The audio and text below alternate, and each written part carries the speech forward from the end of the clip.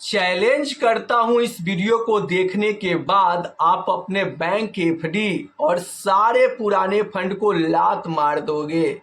क्यों?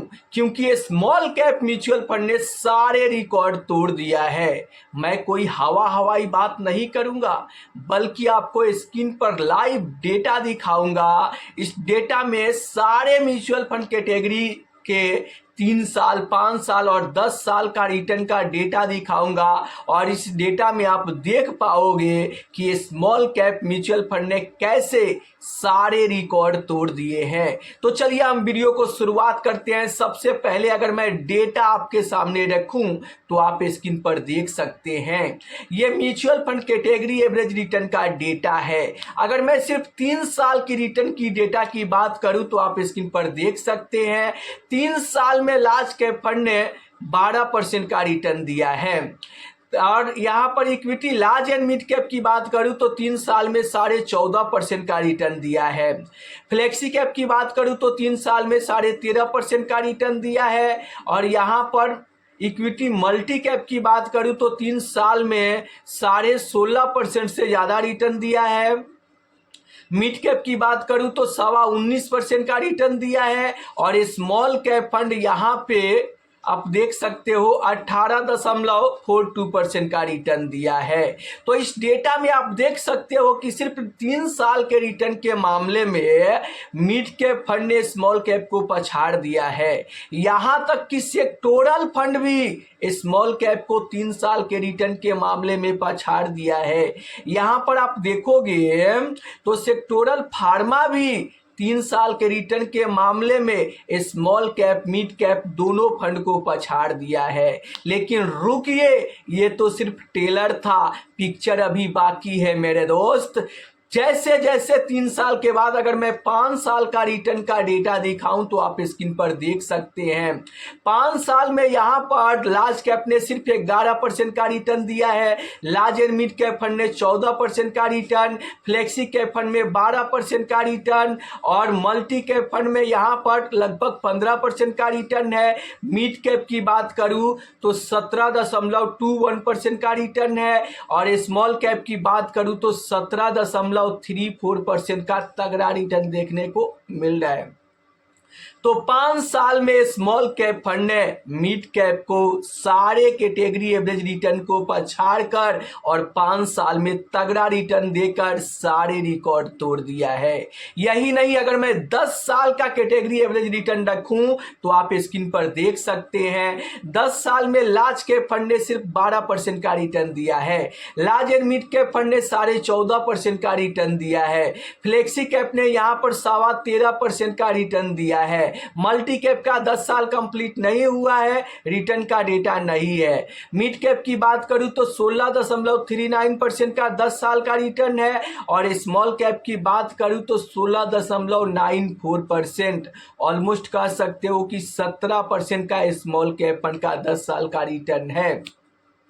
तो 10 साल में आप देख सकते हो सारे कैटेगरी एवरेज रिटर्न को, जैसे large cap, large and mid cap fund को, फ्लेक्सी कैप फंड को, मिड कैप फंड को और सारे सेक्टोरल फंड को यहां पर पछाड़ कर स्मॉल कैप ने सबसे ज्यादा रिटर्न बनाकर इन्वेस्टर को दिया है। तो आप देख सकते हो इस डेटा को देखने से आपको क्या सीख मिली। आपको यही सीख मिल रही है कि देखो 1 साल 3 साल के रिटर्न के मामले में स्मॉल कैप फंड को कोई भी कैटेगरी के फंड पछाड़ सकता है रिटर्न के मामले में। लेकिन जैसे जैसे आप 5 साल, 7 साल, 10 साल का डेटा उठाकर देख रहे हो तो स्मॉल कैप फंड ने सारे mutual fund category average return को रिटर्न के मामले में पछाड़ दिया है। तो इससे आपको क्या सीख मिल रही है कि अगर आप लॉन्ग टर्म इन्वेस्टर हो, कम से कम आप 7 से 10 साल तक इन्वेस्टेड रह सकते हो। जैसे आप बच्चे की पढ़ाई के लिए या फिर यहाँ पर रिटायरमेंट प्लानिंग के लिए इन्वेस्टमेंट कर रहे हो तो आप लॉन्ग टर्म के लिए ही करोगे, जैसे कम से कम तो 10 साल के लिए करोगे।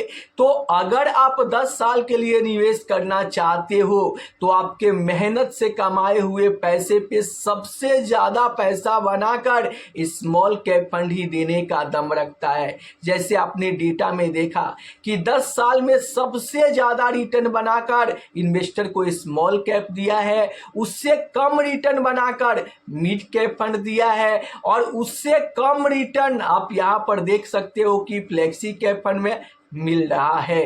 तो अगर आपको सिर्फ 5 साल के लिए निवेश करना है तो आपको बेफिक्र होकर फ्लेक्सी कैप और मल्टी कैप में करना चाहिए, लेकिन अगर 7 साल के लिए इन्वेस्ट करना है तो आपको यहाँ पर मिड कैप फंड में इन्वेस्ट करना चाहिए। लेकिन अगर 7 साल से ज़्यादा समय, कम से कम 10 साल तक इन्वेस्टेड रह सकते हो तो आपको स्मॉल कैप म्यूचुअल फंड में निवेश करना चाहिए, क्योंकि स्मॉल कैप म्यूचुअल फंड 10 साल में आपके पैसे पर सबसे ज़्यादा पैसा बनाकर दे सकता है। लेकिन रुकिए ज़रा, स्मॉल कैप म्यूचुअल फंड छोटी कंपनी होती है और यहाँ पर रिस्क भी ज़्यादा होता है। तो देखो, हर तेजी में स्मॉल कैप तो ज़्यादा तेजी दिखाता है, लेकिन गिरावट में भी ये फंड ज़्यादा गिरते हैं। तो याद रहे कि ये स्मॉल कैप फंड है, जब भी कोई बड़ा गिरावट होता है तो 10 से 20% की गिरावट के लिए आपको हमेशा तैयार रहना चाहिए। अब देखो, गिरावट बराबर लॉस नहीं, गिरावट बराबर आपको अपॉर्चुनिटी समझना चाहिए, मौका समझना चाहिए। क्यों? क्योंकि देखो, जब जब गिरावट होता है तो स्मॉल कैप फंड ज़्यादा गिरते हैं, और उस समय अगर आप अपने SIP को कंटिन्यू रखते हो तो आपको सस्ते NAV में यूनिट ज़्यादा खरीदने का मौका मिल रहा है, यूनिट ज़्यादा इकट्ठा हो रहा है, और वहाँ पे आप SIP कंटिन्यू करके और जब इन्वेस्टेड रहते हो और जब गिरावट का फेज खत्म होगा तो वही स्मॉल कैप फंड आपको तगड़ा रिटर्न बना कर देगा।